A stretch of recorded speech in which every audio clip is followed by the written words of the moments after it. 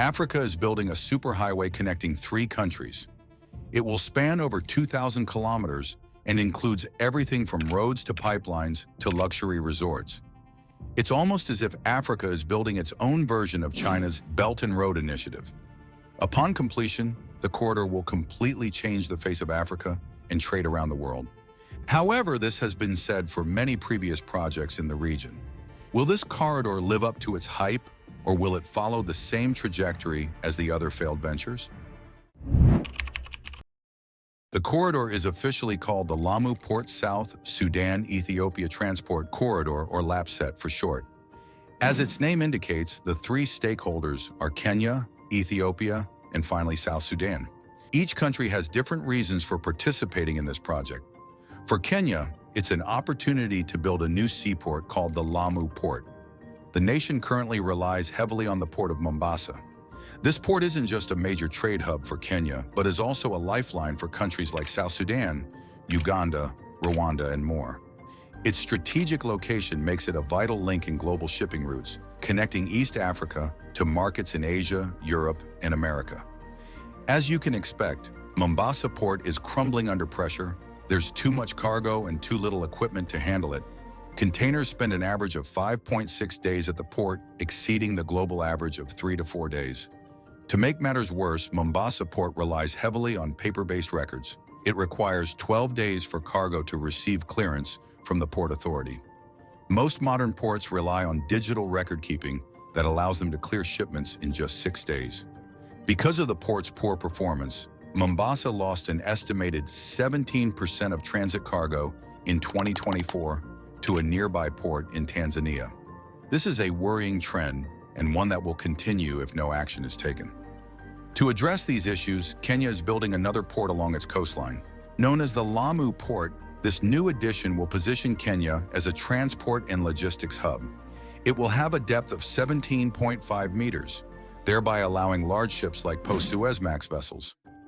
This is a big improvement over the 15-meter depth of Mombasa Port. Lamu Port will feature 23 berths and can accommodate up to 1.2 million 20-foot equivalent units at its full capacity. A big leverage of Lamu Port is its location. It's strategically placed to open up hinterlands and Africa at large to the Western world. Apart from Lamu and Mombasa, you will also find several major ports on the eastern side. So how exactly will Lamu Port compete with all of them? Since the Lamu Port is being built from scratch, it will utilize cutting-edge technology, which most older ports lack. Moreover, its integration within the LAPSSET Corridor gives it a strategic benefit over other ports. Kenya is offering a 30 to 40% discount on Lamu's cargo handling service. This will eventually attract shipping companies to try out the new port. By 2030, Lamu's traffic is expected to reach 23.9 million tons. As of now, 3 of the total 23 berths are operational at the port. The port, along with other LAPSSET initiatives, will inject 2 to 3% of Kenya's GDP into its economy. For Ethiopia, LAPSSET will provide a shorter trade route via Lamu Port. As a result, it will reduce dependency on Djibouti Port and lower transit costs in the process. For South Sudan, the LAPSSET Corridor solves more than a logistical problem. It is a way for a young, struggling nation to break free from a rival neighbor. You see, Sudan and South Sudan are both different countries. South Sudan gained independence from Sudan in 2011, after decades of civil war and unrest. Breaking free from turmoil, the new nation had to fight to find its footing. Currently, more than 90% of South Sudan's revenue comes from oil exports. The country produces 3.5 billion barrels annually, ranking it 3rd in sub-Saharan Africa. Now here's the problem. South Sudan is a landlocked country. It doesn't have direct access to the sea for exporting its oil reserves. With no other option, South Sudan relies on oil pipelines passing through rival Sudan on its way to the Red Sea. Sudan controls the oil pipelines as well as the port. To undermine its neighbors, Sudan enforced heavy fees for its pipeline usage by South Sudan. This has led to hundreds of millions of dollars in loss to South Sudan. Through LAPSSET, South Sudan can export its oil and goods via Kenya's Lamu Port instead of relying on Sudan. South Sudan has some of the worst infrastructure in the world. The roads are nearly non-existent outside major cities. Transport costs are extremely high, limiting trade and economic growth. LAPSSET Corridor will provide a direct highway and railway link from Kenya's Lamu Port to South Sudan's capital, Juba. In this way, the young nation has a chance to turn the tables once and for all. At this point, you can see how the corridor is a game changer for many African nations. Let's break down some of the key aspects of the LAPSSET Corridor. The most crucial prerequisite for any transformative project is roads. You can't really do anything if you can't reach it in the first place. So the LAPSSET Corridor will include a network of almost 2,000 kilometers of highways.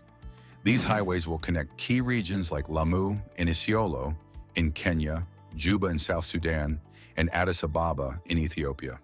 Inland states like Ethiopia and South Sudan will have faster and more direct access to Lamu Port in Kenya. Now, LAPSSET isn't just about roads, pipelines, and logistics. It's so much more than that. The aim is to create this region into a thriving hub for tourism and business. That's why there's a plan to create 3 resort cities along the corridor. These resorts are strategically located in Lamu, Isiolo, and Lake Turkana. Reports show that Lamu Resort City will be the largest and require about 2,000 acres of land. Lamu is a historic Swahili town and a UNESCO World Heritage Site. This makes it a perfect site for promoting tourism and blending culture. The area will include a special economic zone incorporating heavy, medium, and light industries. Moreover, there will be facilities for warehousing, shipbuilding technology, and oil refinery operations. The total cost for completing the resort city is pegged at 114 billion shilling.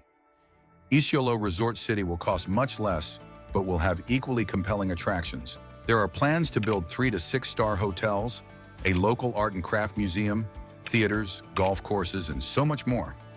Similarly, Lake Turkana, a naturally stunning location, will feature unique landscapes. It's known as the Jade Sea due to its striking turquoise color and is also the largest alkaline lake in the world. Taking full advantage of the area's beauty, there are plans to build luxury resorts, lodges, and adventure tourism. These 3 regions combined will act as a magnet for foreign tourism and greatly uplift Eastern Africa. Now, for foreigners to arrive here, you need airports. As part of the LAPSSET project, there are plans to conceive 3 international airports. The airports are located in Isiolo, Lamu, and Turkana. Isiolo International Airport was completed and commissioned for operations in July 2017. The airport was built on a 700-acre site and has a passenger handling capacity of 125,000 passengers a year. The existing Manda Airport in Lamu has undergone significant upgrades to serve as an intermediary facility until the new international airport is constructed. Improvements include the extension of the runway and enhancements to the terminal building. As for the airport in Turkana, it's still in the planning stages and will be completed in a few years. When you have a project as big as this, building roads and airports isn't just enough. You need a third mode of transport that carries cargo and passengers in bulk. Here's where the railway comes in. The LAPSSET railway network will comprise 3 segments linking Lamu, Juba, and Addis Ababa. Its total length is almost 3,000 kilometers. 74 freight trains and 4 passenger trains will run on this corridor by the year 2030. This railway will be responsible for moving 90% of the cargo between the 3 countries. Now, apart from basic infrastructure, the LAPSSET Corridor will also pay attention to its energy needs.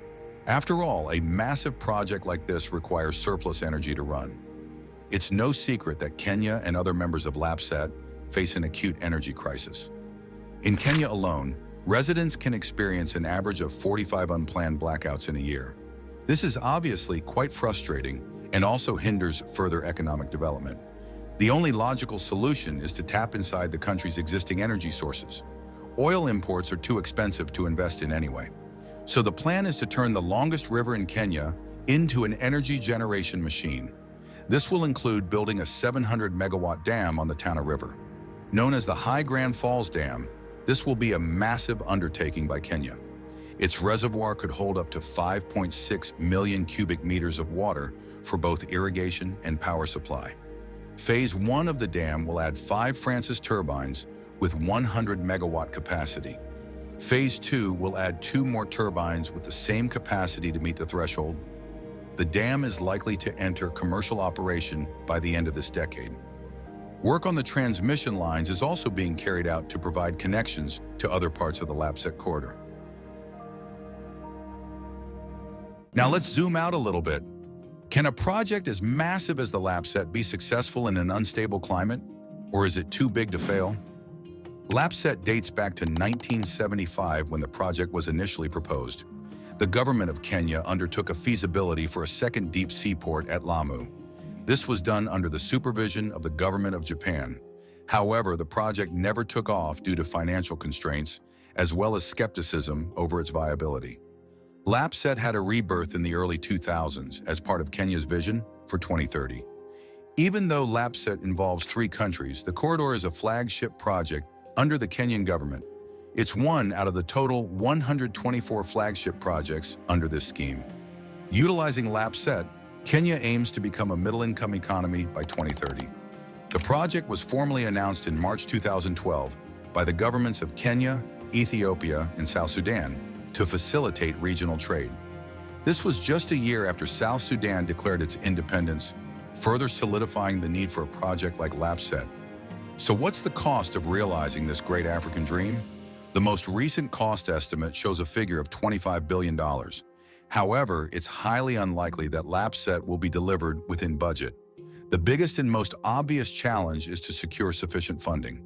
Kenya has promised to contribute 25% of the corridor's expenses. The rest is supposed to be covered by international aid. World Bank has approved a grant of $500 million for one of the road projects. Other global organizations like the European Union, African Development Bank have also pledged to support LAPSSET. However, these organizations have provided limited funding and broader support for the project is limited. The only way for LAPSSET to be conceived is if the private sector steps up and invests heavily. Again, private sector is also reluctant to invest in projects with geopolitical risks and large scale. Another worrying trend for LAPSSET is the situation in South Sudan. The country is on a brink of having another civil war with deadly implications for the project. Lastly, we have Ethiopia. The country was supposed to be a major client for Lamu Port, as it's a landlocked region itself. In recent years, Ethiopia has been exploring other port options within its neighbor Eritrea. With limited demand for Lamu Port and other facilities, this puts the whole LAPSSET project in jeopardy. Anyways, what's your take on the project? Will it overcome all the naysayers and finally deliver? Let us know in the comments. As always, don't forget to subscribe to Sky Builds and turn on the notifications. We will see you in the next video.